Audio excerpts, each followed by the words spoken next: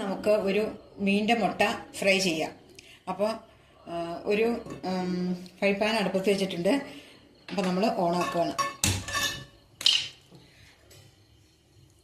പാത്രം ചൂടായി കഴിയുമ്പോൾ ചൂടായി. അപ്പോൾ നമുക്ക് അല്പം വെളിച്ചെണ്ണ ഒഴിക്കാം.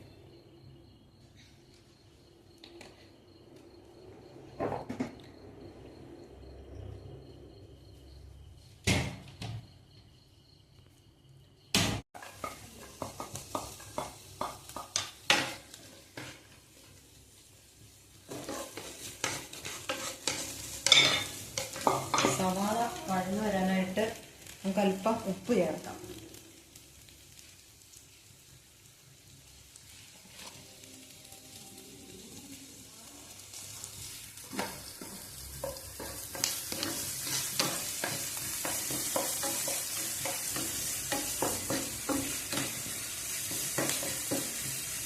ഇനി നമുക്ക് ഇഞ്ചി ചതച്ചത്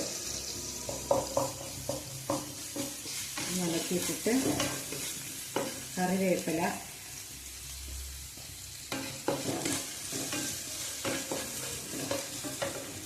ഈ പച്ചമുളക് ഇത്രയും നന്നായിട്ട് നമുക്ക് വഴറ്റിയെടുക്കണം.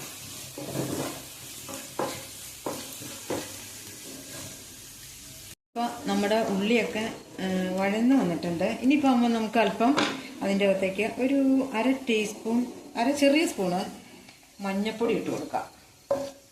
പിന്നെ നമുക്കൊരു അല്പം കുരുമുളക് പൊടിയും കൂടെ ഇട്ടു. അത് നമുക്കൊന്ന് ഓക്കെ ആക്കി എടുത്തു, വഴറ്റിയെടുത്തിട്ട് ഇനിയിപ്പോൾ നമ്മൾ എന്താ ചെയ്യാം?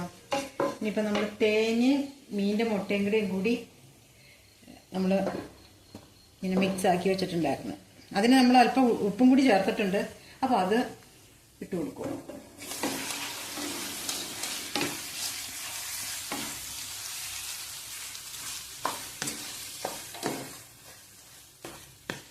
അത് നന്നായിട്ട് ഒന്ന് ഇളക്കി മിക്സ് ചെയ്ത്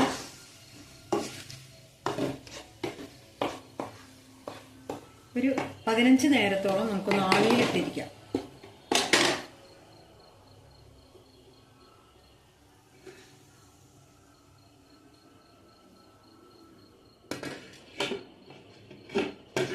നമുക്ക് 15 മിനിറ്റ് കഴിഞ്ഞ് തുറന്ന് നോക്കാം. അപ്പം മീൻ മുട്ട ഫ്രൈ ഓക്കെ റെഡി ആയിട്ടുണ്ട്. ഇനി നമുക്കപ്പം ഉപ്പ് നോക്കാം.